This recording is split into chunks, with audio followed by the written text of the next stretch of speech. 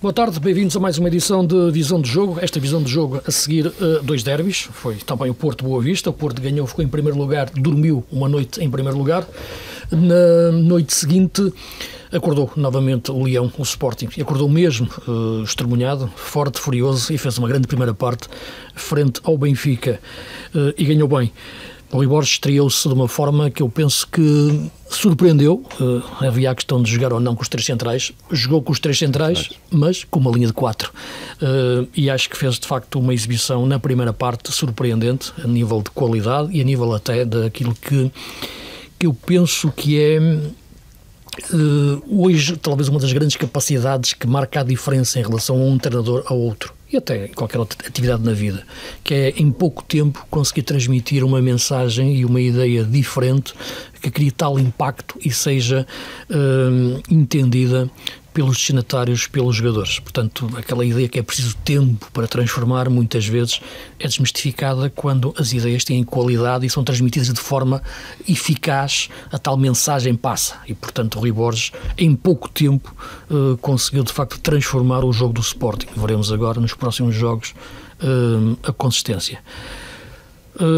Sofia Oliveira, Jorge Maia, condutores de jogo a meio campo. Vou procurar apenas fazer os passes em condições para a bola chegar redondinha. És o Yulman. Exatamente, sou o Yulman hoje aqui, estou em campo. Sofia, visto o jogo, esta entrada do jogo no jogo do Sporting, foi aquilo que estavas à espera ou foi aquilo que te surpreendeu, tanto como acho que surpreendeu o Benfica? Olá a todos. Antes de mais, deixa-me trazer um bocadinho, claro, e sem querer... A moderação é quem tem a bola aqui. Não, mas sem querer furar, digamos assim, a euforia generalizada em torno da primeira parte do Sporting, deixa-me trazer aqui um lado mais sóbrio, porque é o meu, lá está, e estou aqui também para dá-lo. Eu acho que a primeira parte do Sporting é boa, não vou sequer contestar isso, mas da mesma forma que disse que não se podia avaliar a competência ou a incompetência de um treinador através de um jogo, ou 2, ou 3, ou 4, ou 8, muito menos acho que se pode avaliar por uma primeira parte positiva. Eu acho que o Sporting entrou com muita vontade de mostrar, os jogadores do Sporting entraram com muita vontade de mostrar abertura para com as ideias de Rui Borges. Eu acho que esse é um excelente apontamento, porque de outra forma não teriam aquela atitude dentro de uma série de nuances às quais algumas delas nem sequer estavam propriamente habituados, mais ofensivamente até do que defensivamente, porque, como disse bem Rui Borges, o Sporting algumas vezes já defendia em 4-4-2 com o Rubén Amorim. Sim.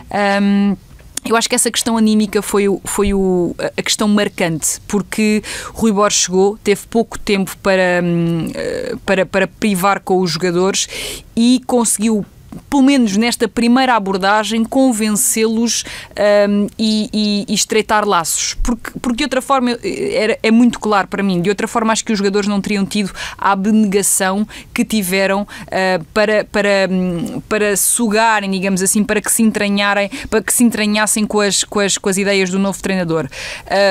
E isto vai desaguar na minha noção de que houve aqui muita coisa anímica, ok? Acho que houve aqui muita coisa anímica da saída de um treinador que se calhar para os jogadores não estava a resultar desse ponto de vista, e ter chegado alguém que parece que os convence melhor, digamos. Depois, sinceramente, da perspectiva técnico-tática, eu consigo mais facilmente falar de Bruno Lage do que falar de Rui Borges, porque eu preciso de tempo para avaliar melhor como é que a equipa vai ser montada, como é que estas dinâmicas vão ser sustentadas, as próprias escolhas para cada uma das funções. Percebeu-se que alguns jogadores não estão tão confortáveis, Kenda, por exemplo, algo desconfortável ali muitas vezes aberto à esquerda, o Morita acho que não estava a 100%, muito longe disso. Portanto, eu sinceramente, e até pelo que a segunda parte nos evidenciou, eu sinceramente acho que é preciso ter calma na avaliação, e para mim o grande ponto do derby do lado de Rui Borges e dos jogadores do Sporting foi mesmo esse, foi a forma como eu acho que Rui Borges conseguiu acercar-se dos jogadores e conseguiu ter ali um bom primeiro impacto junto deles e porque eu acho que não há nenhum grande treinador que, se não tiver uma boa liderança, consiga ganhar os jogadores. E para mim parece-me mais ou menos claro que Rui Borges conseguiu trazer esse convencimento aos jogadores nesta primeira abordagem.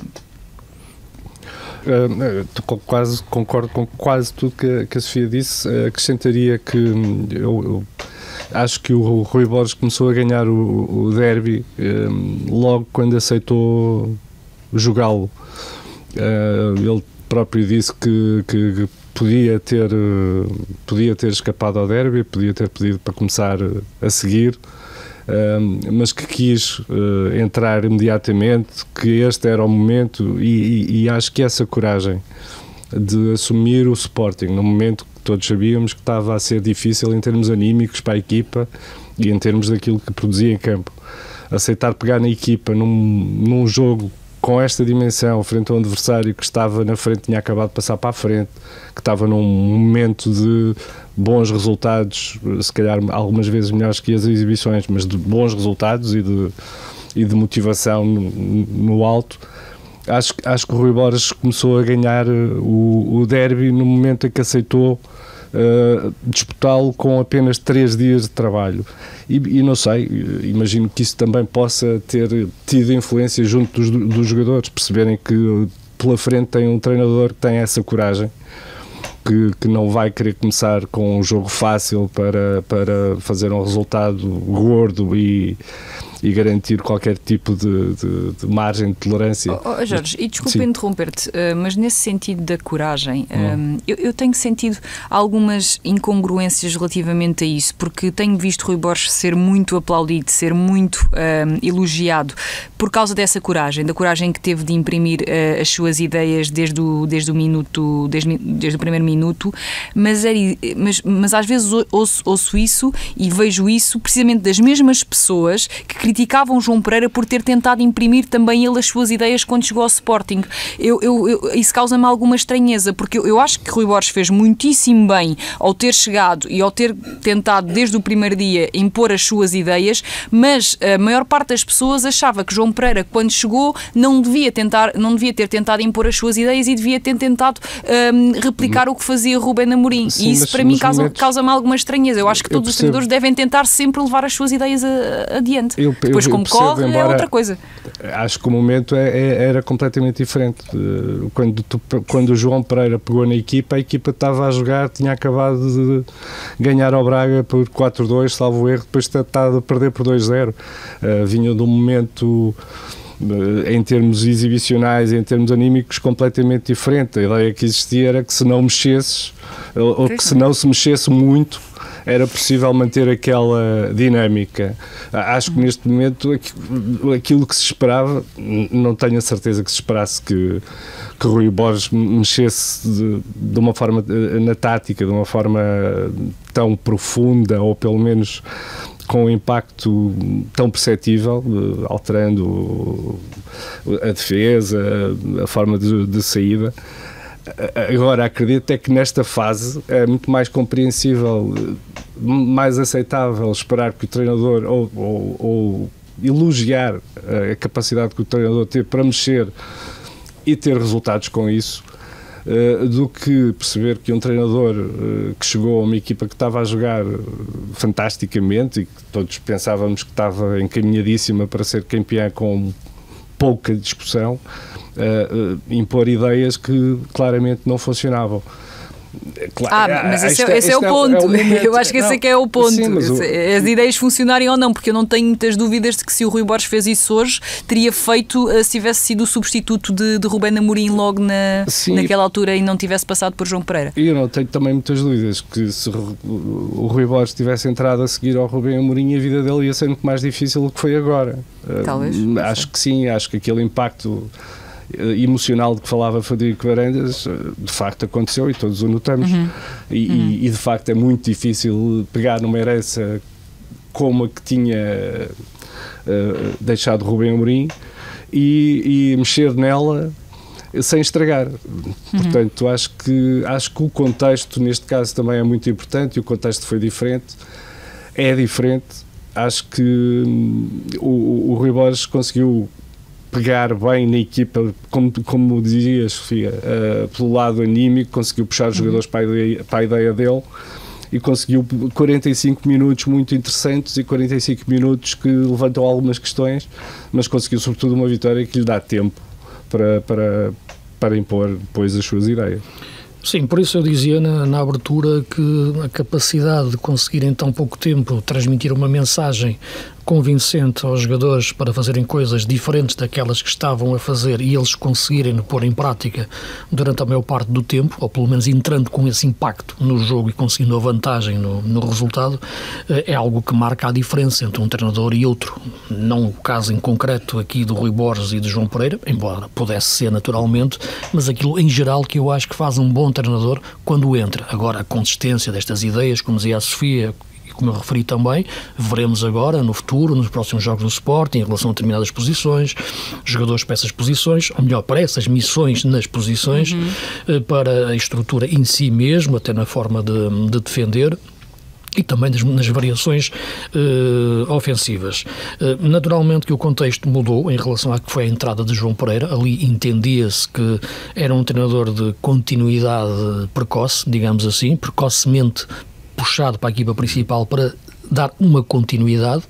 Quando se contrata agora Rui Borges, acho que a ideia, o contexto é diferente e já se procura uma ruptura. Por isso, quando saiu Ruben Amorim, não se pensou em Rui Borges, pensou-se na continuidade que seria possível, imaginava-se com o João Pereira, mas a equipa não resultou, porque sim, antes do aspecto tático, há uma equipa com estado de ânimo, e isso claramente o Sporting não tinha com o João Pereira, passou a ter neste jogo contra o Benfica.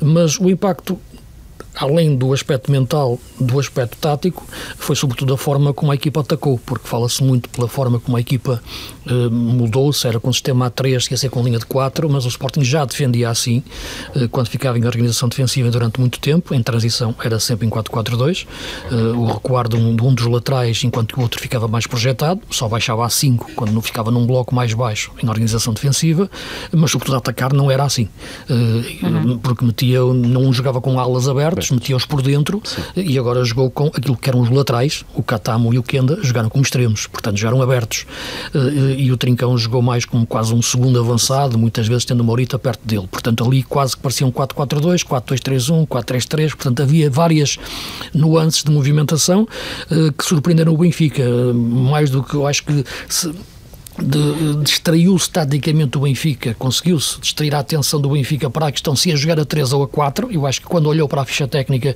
o Laje começou a pensar, mas será que ele vai jogar a 3 com o Mateus num flanco, o Kenda noutro, ou não, se calhar é o Catamo, ou vai puxar o Catamo na frente, e acho que descurou a forma como o Sporting ia atacar, porque essa aqui ia ser a forma diferente, porque a defender não ia mexer muito, e bem, porque defensivamente tu se mexes e cometes um erro, podes comprometer completamente o jogo. Se atacar cometes um erro, podes corrigi-lo a seguir sem comprometer o jogo.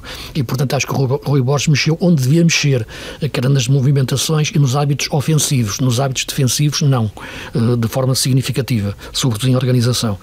E, portanto, a equipa a atacar na primeira parte desmontou completamente o Benfica, teve muitas oportunidades e volume de jogo ofensivo para marcar a diferença no jogo, até por mais de um golo. No segundo tempo, sim, a equipa recuou mais, sentiu-se ali um pouco já mais o estado de nervos, a ansiedade, ali alguns momentos de construção mais baixa em que a equipa arriscou no passe, e há ali um momento até quase de desenhos animados com o Santos Justo a aliviar uma bola na direção da bancada, quase que afiava na baliza, porque tal a aflição com que estava e a ansiedade de ver a bola ali tão perto da baliza, quando o Sporting estava a trocar a bola em bloco tão baixo, quase junto à sua baliza, à sua pequena área, e o Benfica foi crescendo um pouco em cima dessa ansiedade do Sporting. As alterações do Benfica fizeram a equipa melhorar um pouco, é verdade, sim, mas longe de conseguir perturbar muito o Sporting, na minha opinião. Acho que fez o Sporting recuar, o Sporting sentiu naturalmente aquele instinto de proteção do golo que tinha, sabe que vinha de maus resultados no campeonato, precisava de resgatar o primeiro lugar e, portanto, quis proteger esse golo, mas mesmo no contra-ataque, quando conseguia acender as luzes, cria algumas situações de perigo. E, portanto, acho que acaba por ganhar bem o jogo, porque ganha bem o jogo no sentido de ter entrado melhor, ter percebido melhor o plano inicial, e o Benfica não tem sido uma equipa que tem-se destacado pela forma como reage aos jogos, ou começa bem no plano inicial, ou dificilmente melhora com a reação ao jogo. O Laje, quando mexe na equipa, poucas vezes tem sido para conseguir melhorar, ou então para corrigir algum erro que já fez antes, como já tem acontecido. No jogo de ontem, e deixo-vos também esse lançar de análise em relação ao Benfica, quando ele aposta, por exemplo, no Amdouni para jogar a ponta de lança neste jogo, eu acho que ele está a imaginar o Sporting com 3 centrais e não dar referência de marcação para pedir ao Amdouni mais movimentação e fuga às marcações. E acho que o Sporting não lhe deu essa hipótese nunca. A bola nem sequer lá chegava com qualidade, Luís. A questão é mais essa, na minha opinião. O Benfica, ao longo dos 90 minutos, tendo melhorado ligeiramente na segunda parte na circulação de bola, com o Coxo a 6, e era organizador de jogo do Benfica. Exatamente, esse aspecto é importante. Sim, melhorou ligeiramente. É que quando se falou muito na entrada, e tem-se falado na entrada, na substituição de Florentino por Barreiro, mas foi Coxo que baixou para 6, não é? Portanto, exatamente. E Barreiro jogou subido, exatamente. Mais numa missão de pressão alta. Sim. Exatamente, o Leandro entrou sobretudo para condicionar o Yulman, que jogou de cadeirinha em toda a primeira parte e nunca foi condicionado. Isso. Mas atenção, foi toda a equipa que deu passos à frente na pressão, ou seja, o Benfica deu passos à frente na pressão, exatamente. Eu acho que o Bruno Lage... A questão do Amdouni, e eu percebo aqui que agora seja fácil criticar o Amdouni, mas o Amdouni ou o Pavlidis talvez tentasse ser mais participativo na missão de construção, mas o Benfica nunca foi, ao longo dos 90 minutos, uma equipa com qualidade na circulação de bola. Aliás, o Benfica já há algum tempo que está longe de ser uma equipa com qualidade na circulação de bola, uma equipa que consiga contornar a pressão facilmente, uma equipa que consiga juntar os seus jogadores através do passe, desde trás. Geralmente os adversários que pressionam o Benfica, e o Sporting fê-lo muito bem na primeira parte, conseguem recuperar bolas altas, conseguem criar situações de golo, conseguem deixar o Benfica muito intranquilo, e eu acho que isso se repetiu novamente, e isso tem que ver com questões coletivas. Claro que uma outra peça, se me dissessem assim, mas se o Benfica tivesse um 6 com uma outra qualidade, poderia melhorar aí. Sim, mas partia do individual para o coletivo e não o contrário. O que eu quero dizer com isto, e já por acaso tocámos nisso, já não sei se foi no podcast passado, se foi há dois... Um individual com uma visão coletiva diferente, não é? Um 6 com uma visão coletiva diferente. Tem de ser um médio para gerir ritmos do jogo, claro, para conseguir ter mais discernimento no passo. O Coxo muitas vezes parece um quarterback, parece aquele jogador que recebe a bola, pensa que é o Toni Kroos, vai meter um grande passo e depois a bola vai para o guarda-redes contrário. Isto tem acontecido muitas vezes com o Coxo. Aliás, o Coxo se calhar mete 2 passos bons, mas ele tenta 40. O Coxo está sempre a tentar o passe longo, o passe espetacular, e ele não me parece que tenha qualidade de execução para isso. De qualquer das formas, eu acho que o Benfica tem de melhorar coletivamente e acima de tudo isso. E Bruno Lage não tem conseguido melhorar coletivamente a equipa. A equipa é uma equipa muito permeável na pressão que faz, é uma equipa que a circular a bola desde trás também não tem propriamente qualidade. Há claramente jogadores que estão em déficit do ponto de vista exibicional. O Aktürkoğlu é gritante. Eu não consigo compreender como é que o Aktürkoğlu, jogo após jogo, tem a titularidade na equipa do Benfica. O Florentino esteve muito mal no jogo.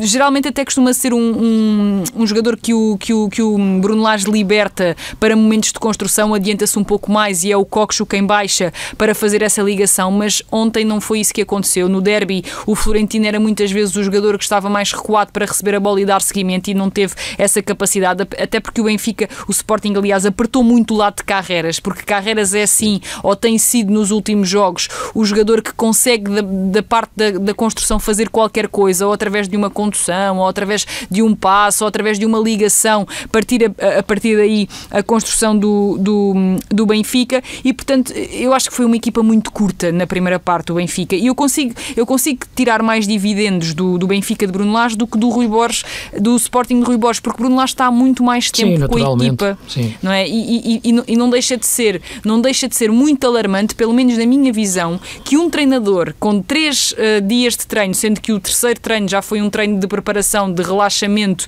descompressão para o jogo, que foi o terceiro treino de Rui Borges com o Sporting, como é que um treinador com 3 dias para estar com a equipa, numa primeira parte, consegue maniatar o Benfica quase de todas as formas?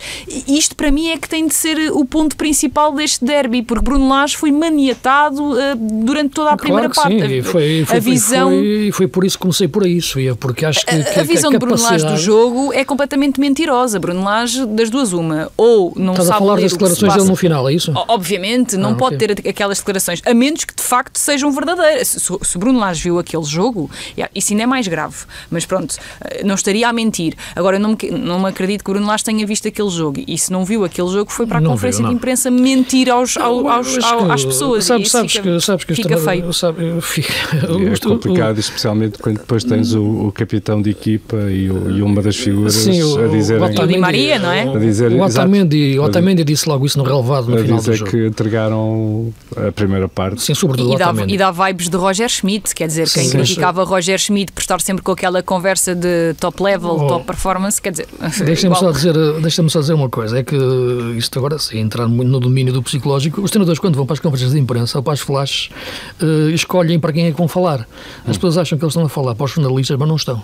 Eles estão a falar, em primeiro lugar, para os adeptos, quem são eles, deixa-me lá dizer uma coisa que os adeptos vão gostar, para o Presidente, os adeptos vão gostar disso, Luís? Os adeptos vão gostar de um treinador a falar de um jogo que ninguém viu? Isso já é outra questão. Eles procuram qualquer coisa que encontre ali um aspecto de conforto ou de explicação do jogo, que se pega ou não pega, depois depende naturalmente da habilidade de quem o faz e da inteligência de quem o ouve.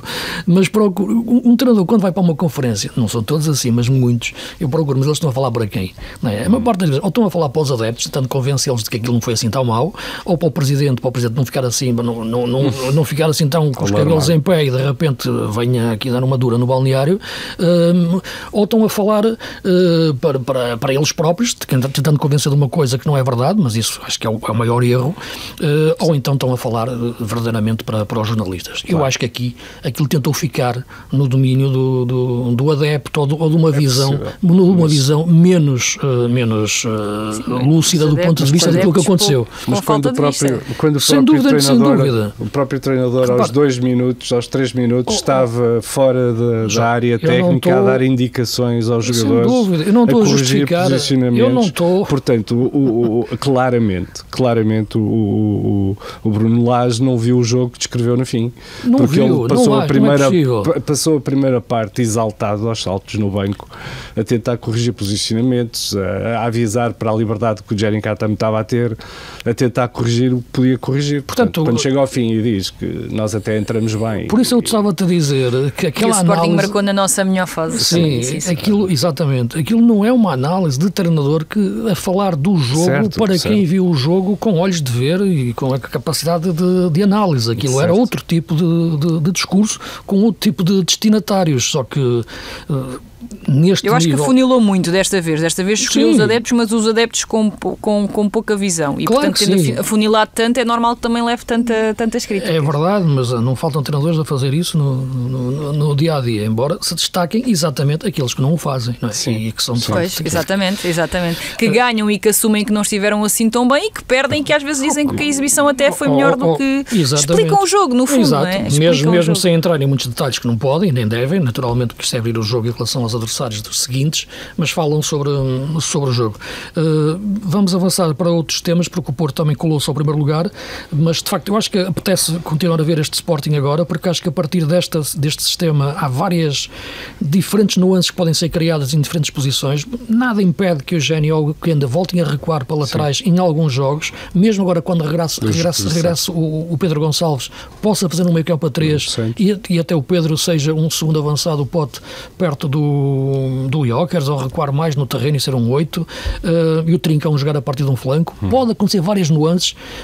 A partir daqui acho que o Rui Borges vai ter essa capacidade. Luís, eu sei que já não podemos ficar aqui no derby, mas deixa-me só dar uma nota para a exibição do Jokers, porque eu sei que ele não marcou, mas eu acho que faz uma primeira parte das melhores que ele tem feito nos últimos tempos, e até faz a jogada do golo, um grande passe. Certo, faz uma ótima assistência. Em que o Tomás Araújo, eu sei que não esteve mal, sim, esteve mal. Sei que parar o Iócaras muitas vezes só usando... No fundo caiu na ratoeira de todos os centrais da Liga, não é? Que é irem dividir o jogo no físico com o Iócaras e tentarem a antecipação e aí o Iócaras, para ele é um bombom. Mas só para dizer uma coisa, o Iócaras na primeira parte esteve muito participativo de costas para a baliza, foi muitas vezes o jogador que foi solicitado para ligar o jogo do Sporting e até num parâmetro que não é assim tão elogiado ou no qual não se revê tanta capacidade para o Iócaras. Eu acho que o Iócaras faz uma primeira parte muito completa nesse sentido. Foram raras as bolas, eu lembro-me se calhar de uma bola à qual ele não conseguiu dar um bom seguimento em termos de decisão e em termos de até técnico do passe, do comprimento do passe, da intensidade do passe. Portanto, acho que a primeira parte do Iócaras, mesmo não tendo marcado, é uma das melhores primeiras partes do Iócaras nos últimos tempos e com muita participação no jogo do Sporting. O Porto colou-se ao primeiro lugar, está junto agora com o Sporting, fez um bom jogo frente a um Boa Vista, com muitos problemas, naturalmente, e cada vez mais Rodrigo Mora vai-se assumindo, de facto, como um jogador que faz coisas diferentes, não é? Que acende as luzes, os tais jogadores que nós gostamos de ver e rever várias vezes aquele golo.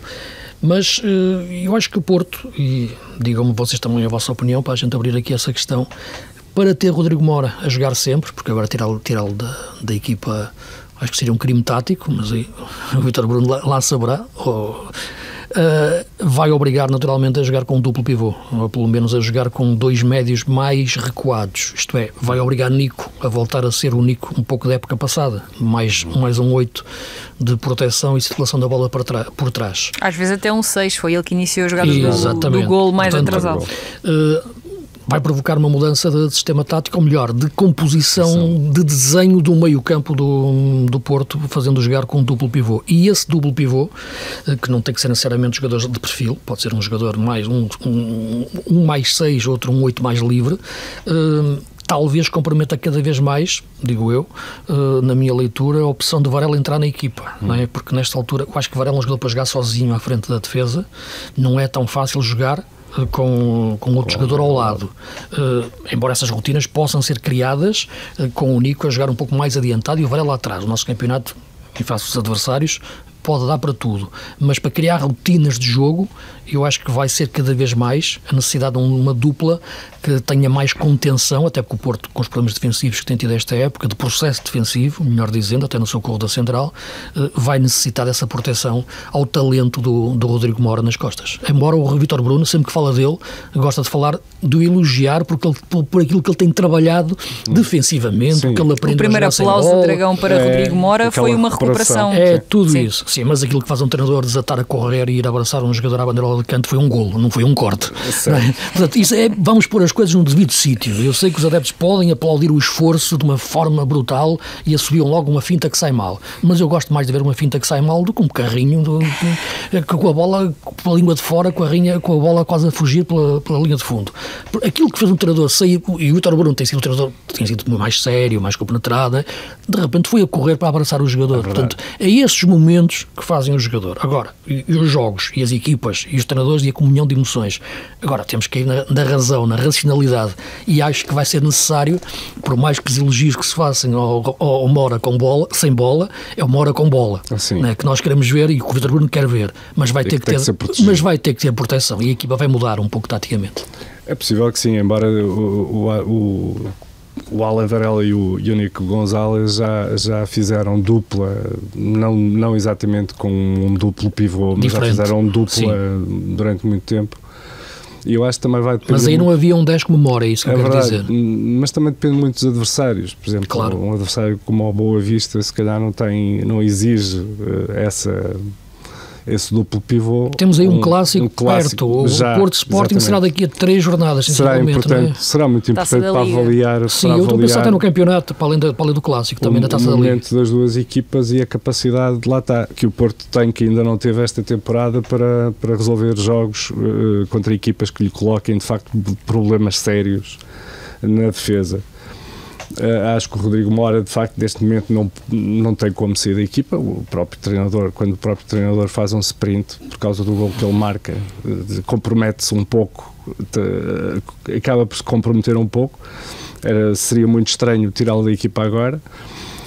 Por outro lado, a verdade é que, e queria só sublinhar esse lado, porque acho que é importante na afirmação de um treinador, para quem a afirmação também não tem sido fácil. A forma como tirou o Fábio Vieira da equipa e dos convocados. O Fábio Vieira tinha sido titular e muitas vezes decisivo nos 5 jogos anteriores. E da forma como o integrou no dia seguinte no treino. E da forma como no treino pediu um aplauso do Dragão para o jogador mais improvável, o Denis Gould. Sinceramente estava à espera de qualquer nome. Tem jogado na equipa B? Sim, mas quando começou a pedir um aplauso para um jogador, o último jogador que eu me lembrei foi o Denis Gould e provavelmente foi por isso que ele o não foi mencionou. Por acaso. Não. E acho que essa ideia de que não há, por um lado, vacas sagradas, digamos assim, ou não há ninguém intocável, mas também não há ninguém que seja insignificante na equipa, é um momento importante da afirmação de um líder que quer ser um líder da equipa. Claro que também ajuda muito que o adversário seja o Boa Vista e que se tenha ganho por 4-0. Claro que sim. Porque mas antes foi o Moreirense e o Mora também partiu tudo. Exatamente. Portanto, acho que este foi um momento interessante da afirmação do Porto. O Boa Vista não serviu de medida para aquela vitória do Sporting, um bocado mais sofrida, mas o Sporting ganhou com João Pereira 3-2 ao Boa Vista e na altura todos consideramos que não servia de medida para um renascimento, uma recuperação do Sporting. Estes 4-0 do Porto ao Boa Vista, sendo importantes nesta fase, permitindo chegar ao primeiro lugar, também não parece que possam servir de medida para aquilo que a equipa vale realmente neste momento. Eu faço mais o prolongamento deste jogo em função também do anterior, que foi em Moreira, que é um terreno difícil, onde o Porto esteve bem. Deixa-me só dizer mais uma coisa em relação a este jogo, passando a bola à Sofia, que é a questão de entrar jogadores como Mora, que são de facto o joker das equipas, puxa mais também para os utilitários, como o André Franco. O André Franco já não era titular do Porto há muito tempo. Há um ano, creio eu. Há mais de um ano, não é? Exato. Mas há muitos jogos do campeonato, o que eu queria dizer. Esta época nunca tinha sido e a época passada já também há bastantes jornadas que não era. E é um jogador que, eu lembro-me dele no Estoril, mas até como um criativo, ofensivo, não é? E agora um utilitário do meio campo. Pedem-no para jogar na ala, ele joga na ala. Pedem-no para vir dentro, muito sóbrio, dentro. Luís, é isso mesmo. É por isso que eu queria falar nele. A importância do chamado jogador utilitário, o jogador de equipa, o jogador que não aparece no resumo, mas o jogador que é fundamental para fazer os outros jogar melhor. Dá consistência à equipa. Não complica as jogadas. É uma peça que tu metes na máquina e a máquina vai andar sempre. E estes jogadores aparecem quase sempre quando emerge um talento ao mesmo tempo. Poderás dizer que não é um desequilibrador, não é um agitador, mas é um equilibrador. Ele não estraga as jogadas, ele limpa no passe, percebe bem os timings do jogo. Isso, arruma a casa e vai-se embora. Se repararmos deste Famalicão, Vítor Bruno não voltou a ter PP, Galeno e Samu ao mesmo tempo na linha ofensiva. Portanto, já jogaram obviamente em simultâneo, mas com Galeno a jogar enquanto lateral esquerdo e PP mais avançado, tendo até terminado o jogo como lateral direito.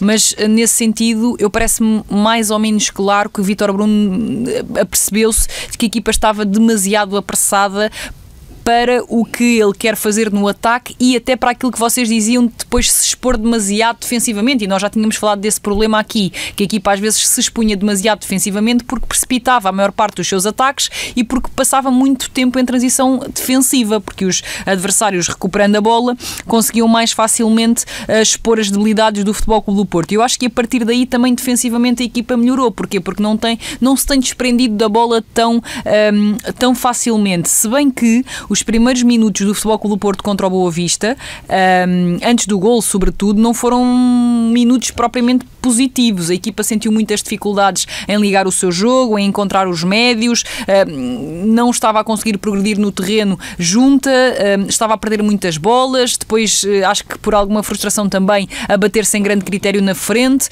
Acho que houve um nome que superou as debilidades coletivas e esse nome para mim é Nico Gonzalez. Acho que é um dos jogadores mais subvalorizados deste campeonato. Já agora tem apenas 22 anos. O Nico parecer mais velho pela sua compreensão do jogo, mas é um menino, tem 22 anos, a formação do Barça, como se sabe, e acho que é um jogador à parte, à margem deste campeonato. É o jogador que eu vejo com alguma facilidade em chegar a outros níveis. Foi ele que desbloqueou a jogada do primeiro gol do Porto, com aquela possibilidade que teve de ir ali à linha dos centrais, perceber o que é que o jogo pedia, conduziu, meteu o passe e depois abriu-se ali uma cratera no corredor direito do Futebol Clube do Porto, muito bem aproveitada pelo grande passe do Martim Fernandes para o Samu.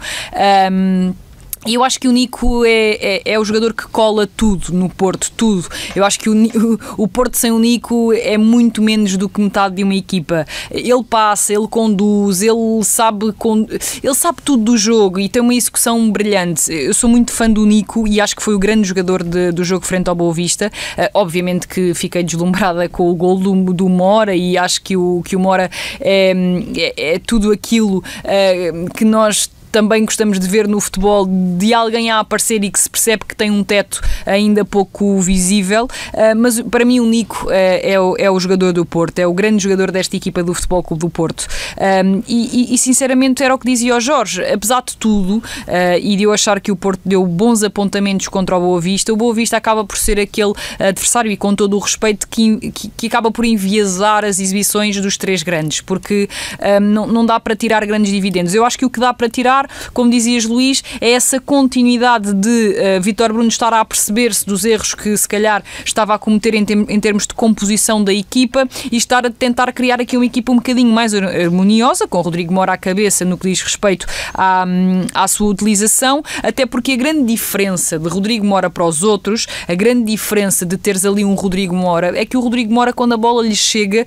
são menos as vezes em que ele perde os lances, são mais as vezes em que ele consegue fazer coisas boas, das vantagens que a equipa cria antes da bola lá chegar. A bola, quando chega ao Rodrigo Mora, a equipa já teve de criar algumas vantagens, seja através do passe, seja através das movimentações. Sim. E o Mora consegue, em menos vezes, retirar mais coisas positivas para a equipa, devido à sua ótima relação com a bola, qualidade técnica, capacidade de definição e até execução, como se viu no golo. Portanto, eu acho que tem que partir daqui. O Porto, sim. Estamos aqui mesmo no limite do nosso tempo, apenas estamos aqui 1 minuto e meio. Notícia do dia, confirmado, Sérgio Conceição, treinador do Milan, que é do Paulo Fonseca. Penso que para o Sérgio retomar os bancos, Itália é o local certo. O clube temos que analisar mais. O que te parece, Jorge? Parece-me sim, primeiro por ser um campeonato que conhece bem, depois porque o clube, apesar das dificuldades recentes, é um clube que tem dimensão do Sérgio Conceição, que eu acho que é um dos melhores treinadores portugueses da atualidade. O currículo dele diz isso, e a forma como as equipas dele jogavam e jogam. É um campeonato que vai apelar mais à dimensão tática do Sérgio. Exatamente. Não é? E eu acho que essa era uma das suas dimensões mais positivas. E menos valoradas em função, às vezes, da personalidade. Da personalidade. Sim. A personalidade em Itália... Vai ter que mudar um pouco o comportamento. Em Itália, talvez não. Talvez não. É um país latino, é muito parecido. É um país latino. Basta recordar que foi Mourinho. O Mourinho não mudou. Teve lá uma passagem bastante marcante a esse nível. De qualquer forma, acho que confesso que me fez alguma confusão e pensei que de facto deve ter muitos anticorpos em Portugal o Sérgio Conceição, para não ter sido sequer considerado no Benfica ou no Sporting nestas fases, mas também se percebe que finalmente tem um clube à dimensão do treinador, que é o Sérgio Conceição, e acho que pode ser um passo importante na carreira, que até vai começar com um duelo contra o filho. Sim, verdade. Deixa-me, passando a bola à Sofia, rapidamente, Sofia, pouco tempo, porque cai o Paulo Fonseca, que eu acho que merecia mais tempo para construir a sua boa ideia de jogo no Milan, porque é um excelente treinador, com uma excelente ideia, mas não houve tempo para isso, embora me parecesse que esta equipa podia dar mais em muitos momentos. Meio minuto, Sofia, consegues dar aqui uma ideia? Sim, sim, claro, eu acho que a direção do Milan tem de estar muito confusa quando se substitui Paulo Fonseca por Sérgio Conceição, porque acho que são treinadores, embora ambos portugueses, não é a nacionalidade que dita a ideia que levam para dentro de campo, e de facto são dois treinadores com ideias completamente distintas. Isso se calhar é isso que eles querem, não é? Pois, claro, pode ser, embora me cause sempre estranheza, porque quando tu compões um plantel para determinada ideia, depois vais buscar uma ideia tão diferente. Nunca consigo ver isso pelo lado da racionalidade. Mas isso não significa, lá está, que o Sérgio Conceição não possa ter resultados no Milan. Eu acho que nesta altura, e deixem-me só dar aqui um contexto, o Milan está em oitavo lugar da classificação, portanto nesta altura será um Milan que é um underdog na Liga Italiana, que para mim é a melhor liga europeia a seguir à Premier, está riquíssima, vale muito a pena seguir, e portanto vamos ver o que é que Sérgio Conceição também pretende a partir daqui, porque não me parece que tenha mudado enquanto treinador, acho que teremos o mesmo tipo de treinador com as mesmas ideias coletivas, e se calhar a vida de Rafael Leão já estava difícil, agora também pode ficar, não é? Porque há compromissos dos quais Sérgio Conceição não abdica. Estamos à espera dos próximos momentos do diálogo no banco entre o Sérgio e o Gasperini e o Tiago Mota e o Simone Inzaghi. São grandes duelos no banco. Não, já sabem como é. Sobretudo, acredito que este Milan vai entrar com a grinta, não é? Sim. Redobrada.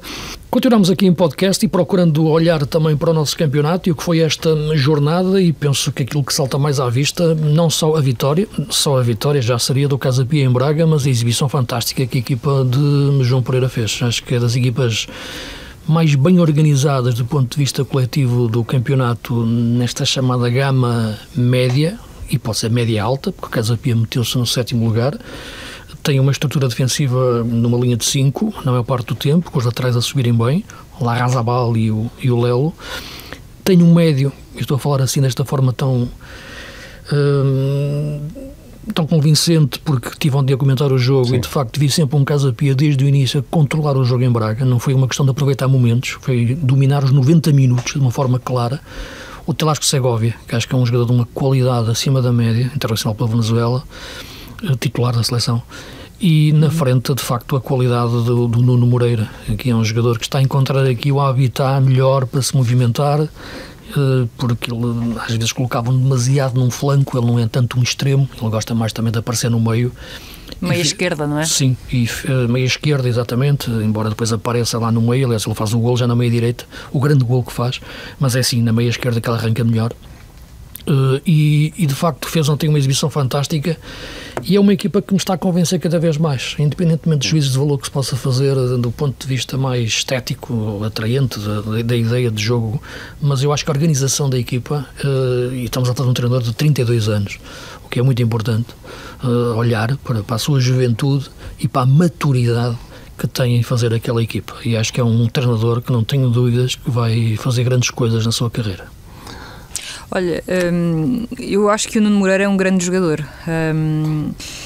Um jogador que, por acaso, quando o conheci, digamos assim, na formação do Sporting, e foi aí que tive os primeiros contactos com ele, julguei que pudesse dar para outros patamares, e se calhar ainda vai a tempo de lá chegar. Está com 25 anos, eu ontem... É verdade, ele não é propriamente 25, velho. Não, mas é a idade que tens que... Ou vai. É agora, não é? E eu até digo isto não necessariamente no campeonato português. Este tipo de jogadores às vezes encontram o seu cantinho noutras ligas, em equipas que, ok, não lutam por títulos, mas numa liga mais atraente, pronto.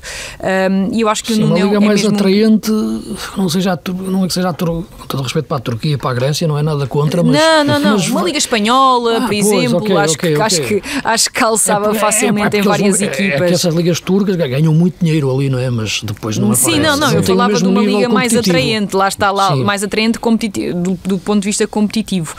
Eu acho que o Nuno é mesmo um grande jogador, e acho que tem uma definição que alguns jogadores de equipas grandes não têm, em termos de qualidade de definição, e depois também tem uma ótima execução. Portanto, fico muito feliz que as coisas no Casa Pia estejam a correr bem, e sente-se que ele também está, às vezes acho que não tem a bola, não tem a quantidade de vezes, não tem o número de vezes que devia ter para poder expressar o seu talento, mas pronto, também tem um bocado a ver com a ideia coletiva do João Pereira, mas das vezes em que a bola lhe chega, é quando a bola lhe chega que nós sentimos que o Casa Pia pode fazer qualquer coisa diferente. Portanto, no fundo, ele é o farol da equipa do Casa Pia no que diz respeito à imprevisibilidade da equipa no ataque. É quando a bola lhe chega que eu sinto, ok, a partir daqui o Casa Pia pode fazer qualquer coisa de irreverente, e ele consegue, embora acompanhe os teus elogios ao Segovia, que é um ótimo médio do nosso campeonato. A qualidade de passe que ele tem é notável. E ontem, é verdade. E por outro lado, a jogada que vai dar o grande gol do Nuno só é possível porque é um passe do Segovia brutal de trás para a frente. É verdade. E depois, só para terminar aqui, em relação a este jogo, do outro lado, há um grande médio que está a ser muitíssimo desaproveitado por Carlos Carvalhal, que se chama Rodrigo Salazar. O Rodrigo Salazar não é um jogador para ficar preso a um duplo pivô. Sim. Certo, eu estava aqui a falar de funções, não necessariamente da questão da lesão, que se percebe que ele não esteja ainda, se calhar, a 100% do ponto de vista físico. Mas o Salazar é um médio para jogar a várias alturas do campo, mas que tem que aparecer próximo do último terço, porque ele consegue, além da ótima relação que tem com a baliza, é um jogador que mete passe, é um jogador que liga bem, não pode estar tão preso, remata, exatamente, não pode estar tão preso a um duplo pivô. E eu acho que Carlos Carvalhal tem entendido mal o perfil de Rodrigo Salazar, e às vezes não se percebe que um jogador que seja utilizado esteja a ser mal entendido pelo treinador, mas as duas coisas podem entrar no mesmo saco. E não compreendo como é que uma equipa que tem centrais e que tem uma incapacidade brutal nos vários centrais tem como prioridade contratar Fran Navarro. Portanto, acho que é um planeamento do Braga desde o início da época, a começar pelo despedimento do Daniel Sousa, que poderia deixar envergonhado António Salvador. Às vezes pelas coisas que diz. Sim, a questão da defesa ontem voltou a ser evidente. Sim, o Bambu tem um lance absolutamente caricato. Tem, aliás, o Robson Bambu começou como central no meio, ao intervalo Carvalhal para mexer na equipa, passou o Bambu para central pela esquerda e meteu o Niakate no meio, e depois terminou com o R&B como central pela esquerda e o Bambu a sair, naturalmente, a ser substituído. O Paulo Oliveira estava, convém dizer que não podia jogar e, portanto, seria o central mais seguro até para jogar no meio numa linha de 3, onde João Ferreira eu acho que é uma boa aquisição e permite que a equipa jogue desta maneira, mas a instabilidade e os erros individuais que a equipa comete são infantis muitas vezes. É que apesar de todos os elogios injustos que fizeram ao Casa Pia, é incompreensível que o Braga, com o plantel, apesar das lacunas claras que tem, eu estou de acordo com a Sofia, é estranho que a prioridade neste momento seja garantir o Fran Navarro. Mas também precisa de um ponta de lança. Embora também é verdade, seja um avançado. Que não Fran Navarro, diga-se de passagem, com todo o respeito pelo jogador, mas quer dizer, não vem acrescentar grande coisa aos que já existem, Luís, o Fran Navarro. Sinceramente, aí em relação a estes dois, acho que talvez prefiro meio Fran Navarro. Não faço posso ser eu que esteja a subvalorizar o Fran Navarro, mas para mim não é um avançado para resolver os problemas do Braga. Não, ainda assim acho ao Zani e ao Fernandes. Ainda assim acho que o plantel do Braga e a equipa do Braga tinha que jogar mais, tem que jogar mais, e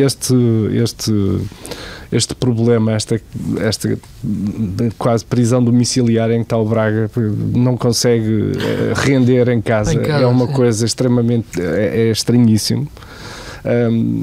E aliás, tão estranho que o próprio treinador, pelos vistos, não compreende, chegou ao fim do jogo e disse que não percebia muito bem o que é que estava a acontecer e que ainda ia estar à procura. E ontem tinha uma assistência recorde. E aliás, ontem, lá está, há pouco falávamos de treinadores que são capazes de assumir que de facto a equipa não esteve bem. O Carvalhal fez isso sem nenhum problema. Sim. Assumiu que a equipa não jogou muito, muito pouco, tanto na primeira como na segunda parte. O golo em cima do intervalo não serviu para absolutamente nada, e acho que é incompreensível que o Braga, apesar de tudo, com o plantel que tem, seja surpreendido desta forma em casa pelo Casa Pia.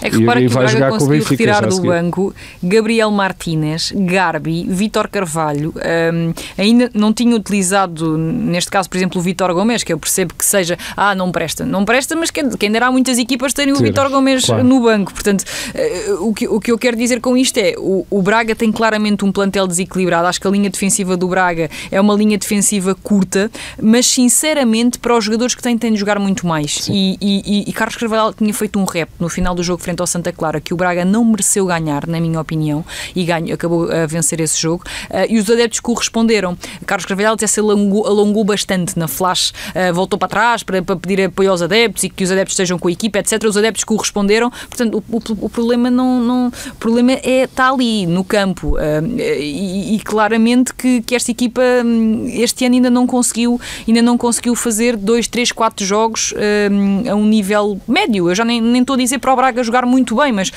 uma estabilidade a um nível médio, 4 jogos. Sim, em continuidade não existiu.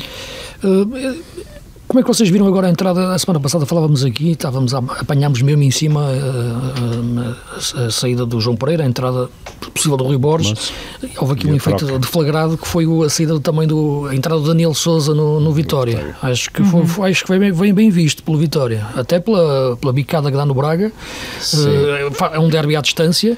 Também é um grande desafio para o Daniel Sousa ter aceite, e tem uma equipa aqui que eu acho que, lá está, começamos o nosso programa a falar das mudanças que um treinador deve fazer quando chega ou não, as suas ideias, mas este Vitória, lá está, convida um treinador que entra a não mexer muito. A não mexer muito, sim, e eu acho que não mexeu muito, teve que dar a volta ao resultado, conseguiu em cima dos 90, depois sofreu aquele gol aos 98 naquele Nunca final. Nunca merecia ter empatado este jogo, inacreditável. É verdade. O próprio Zé Marreco disse isso, que eles foram superiores também. Sim.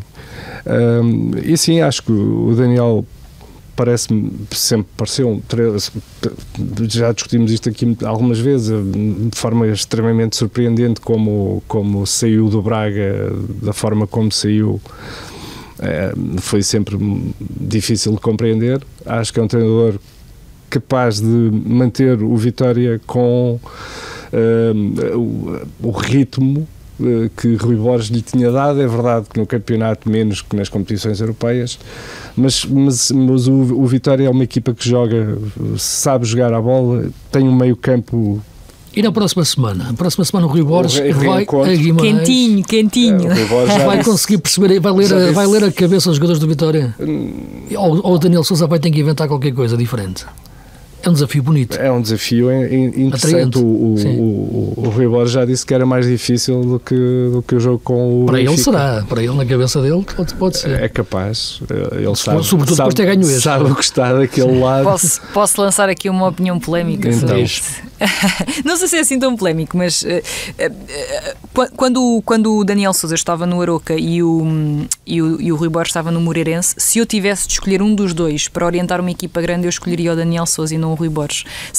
Era o treinador que me passava mais competências para treinar um grande devido, sobretudo à variabilidade ofensiva que as suas equipas apresentavam. O Rui Borges sempre foi um treinador, aliás, que eu vi com muitas competências defensivas. Acho que as suas equipas partiam sempre da defesa para o ataque, na medida da importância que dava aos dois momentos do jogo. Acho que em Guimarães conseguiu de menos a mais, mas conseguiu ir implementando algumas questões ofensivas que eu acho que lhe faltava para completá-lo enquanto treinador, nesse sentido, não é? Um treinador de uma equipa grande passa muito tempo a atacar, precisa ter ideias, variabilidade, os adversários fecham-se muito e na altura, se me tivessem perguntado, as minhas fichas iam para o Daniel Sousa. Com isto não quer dizer, obviamente, que o Sporting fez a escolha errada, não é nada disso que eu estou a dizer. Na altura, se eu tivesse que apostar, tinha apostado primeiro no Daniel Sousa. E o Rui Borges, as pessoas falam muito no Rui Borges, só no Rui Borges do Vitória e do Moreirense. Há um Rui Borges antes disso, não é?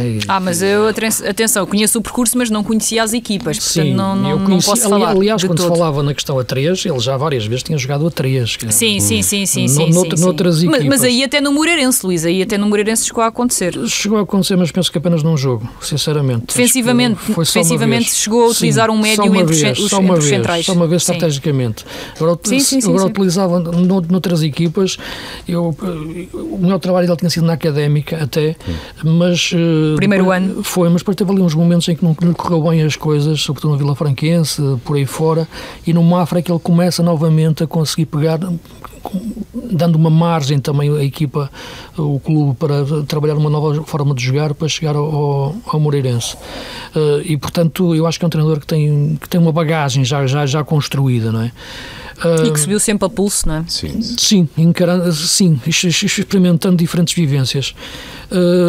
Não sei se vocês querem destacar alguma coisa mais em particular nesta jornada. Estava aqui a olhar para os jogos. Eu tive também a oportunidade de estar num Aves Estrela da Amadora, para dizer uma coisa: o Estrela da Amadora dominou o jogo todo e podia ter ganho. Falhou golos em série. O Estrela tem ali um médio, enfim, vocês já, se calhar. Paulo. O Igor Jesus. O Igor Jesus, ok. Joga muito. Estamos a falar de um jogador que vem do Flamengo, não é? Vindo do Flamengo, embora já tenha jogado na equipa principal do Flamengo várias vezes. E a qualidade... E veio com um carimbo também de preço altíssimo. Sim, foi o jogador mais caro de sempre. Sim. Estrela, custou cerca de 2 milhões, se não estou em erro. A força que ele tem nos duelos, desde logo, mas não é isso que o faz jogar bem, embora é isso que o faz ganhar muitas bolas. E depois a construção que ele tem a nível de visão de jogo e de passe e a resistência que ele, para manter este discernimento tático e técnico durante o jogo todo. Acho que é um médio, 21 anos apenas, portanto está a nascer para níveis muito superiores. Sim, e dando aqui só um amirezinho sobre o Estoril Moreirense, foi outro jogo que também teve 4 golos. Esta jornada foi mais rica em golos do que é costume. Houve alguns embates também interessantes. Foi um jogo muito dividido. Acho que houve períodos de capacidade de o Estoril de encostar o Moreirense, mas também houve períodos do Moreirense conseguir encostar o Estoril. Foi mesmo muito disputado. E eu queria destacar, não sei se já o tinha feito aqui, mas o Alanzinho para mim é um dos melhores jogadores fora do top 3, acho que é um dos jogadores que tem mais qualidade deste campeonato. Encaixa ali muito bem no Moreirense e todas as jornadas, sempre que consigo acompanhar um jogo dele, fico com mais certezas de que é um jogador diferenciado nesta liga. E do outro lado há o Ulsgrove também, que também é um excelente médio, na linha daquilo que falavas do Segovia, de médios com qualidade. O Ulsgrove acho que também tem que entrar nesse lado. Sim. O Alanzinho é um craque. Ele está a estagnar um pouco aqui no Moreirense, já está ali, porque a qualidade dele está lá, mas ele precisa dar um salto ao melhor. Sim, eu acho que ele encaixaria, por exemplo, num Vitória, com facilidade, sinceramente. Sim. Eu acho que ele necessita de uma subida de exigência de nível competitivo, para lhe puxar mais por ele. Estamos a falar de um jogador que foi internacional sub-17, sub-19 no Brasil, não é? Por isso sub-20, portanto, no Brasil, portanto, não é um jogador qualquer da formação do Palmeiras, não é? Portanto, penso que estou a dizer bem. E é um miúdo, de facto, muito tranquilo, mas não, às vezes falta-lhe um bocadinho de chama. Conheço mais ou menos, e é de facto um miúdo muito tranquilo e tem feito bons jogos no Moreirense, mas acho que precisa desse salto de exigência, não é? Porque de outra maneira parece-me que já está a ficar ali um pouco acomodado, embora jogue sempre bem. Sim, já agora, se não tivermos muito mais para dizer sobre a jornada, acho que era interessante fazer uma chamada de atenção para aquilo que tem sido a carreira do Nuno Espírito Santo e do Nottingham Forest em Inglaterra. Sim. Está no segundo lugar à espera dos jogos de hoje, salvo erro. E não é qualquer treinador que consegue levar o Nottingham Forest até ao segundo lugar e que consegue esta série de resultados extremamente positivos, com uma equipa que claramente não estava entre os favoritos para entrar na discussão do título. E até porque, como nós temos vários treinadores portugueses na Premier e temos um que tem recolhido a maior parte das atenções, acho que é importante fazer este sublinhado para o Nuno Espírito Santo, também para o Vítor Pereira, que voltou a pontuar e que está a ter uma entrada interessantíssima no Wolverhampton, e voltou a pontuar frente ao Tottenham agora. Sim. Também acho que merecem esse destaque. Merece, sobretudo, tudo aquilo que tem sido, aliás, a carreira do Nuno no futebol inglês, não é? Desde aquilo que foi pegar no Wolverhampton e inventar o Wolverhampton, onde está agora o Vítor Pereira, desde a segunda liga, desde o Championship. Sofia, tu que tens uma coisa que eu invejo muito todas as semanas e que não te rogo nenhuma praga, mas se calhar até rogo, não é? Quer fazer aqueles jogos de campeonato inglês, não é? Sim. Porque enfim, portanto, eu tenho um corno na mala. É que para mim, quer dizer, não fazendo jogos de campeonato de Argentina, fazendo jogos de campeonato inglês, o que é que me resta, não é? Resta-me fazer o Benfica, o Porto e o Sport, e a Primeira Liga, e o Braga, e essas coisas, que só serve para a gente para depois virem dizer que tu, enfim, devias dizer uma coisa quando disseste o contrário, enfim, mas enfim, não, estou a brincar.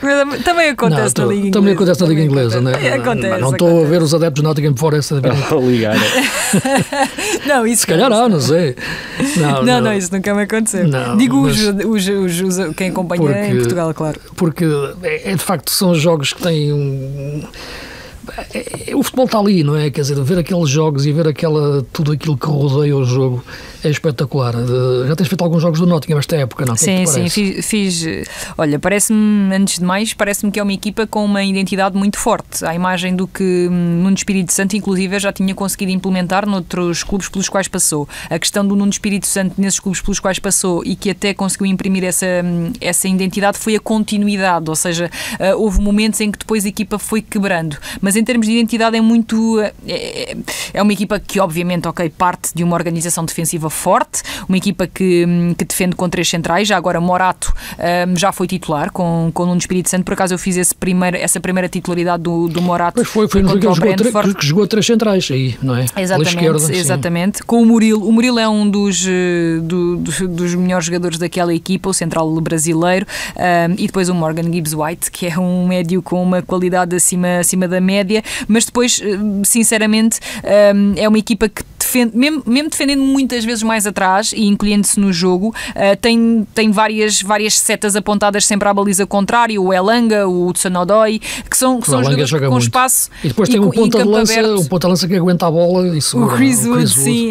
O Chris Wood é um ponta de lança muito específico em termos de perfil, aguenta bem as bolas quando... Sim, exatamente, e tem um bom sentido de oportunidade dentro da grande área, é um ponta algo posicional, mas alguns destaques, se eu tivesse de destacar os jogadores do Forest que estão aqui a ajudar Nuno Espírito Santo nas suas estratégias, claramente Murilo, o próprio Milenkovic, que é o outro central que joga com o Murilo, também tem ótimas exibições esta temporada.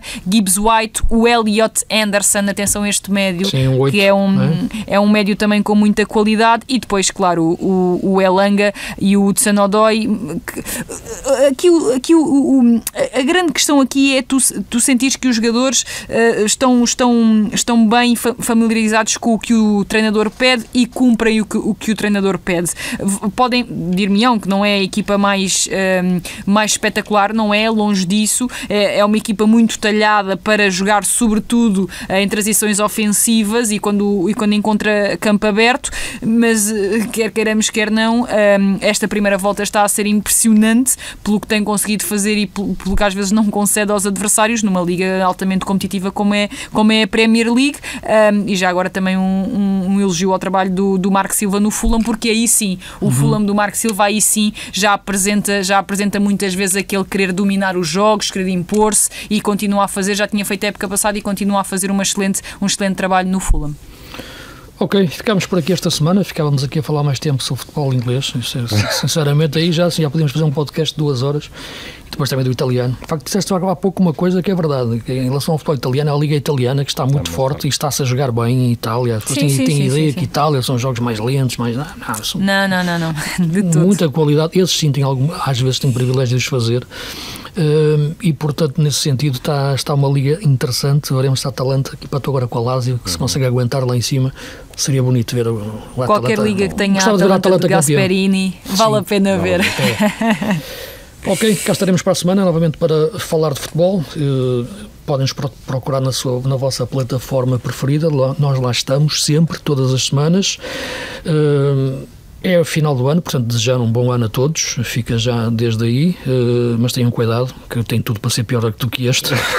Desculpem lá ter dito isto, mas de facto se 24 foi assim, eu 25 tenho medo, não é? Portanto acho que me vou esconder em qualquer sítio, mas enfim, vamos acreditar que... Pior não fica. É como o Tiririca. Exato. Enfim, é só virar o país ao contrário, que eu acho que isto fica direito. É só fazer isso, coisa simples. O futebol esteja convosco. Cá estaremos para a semana. Um abraço a todos.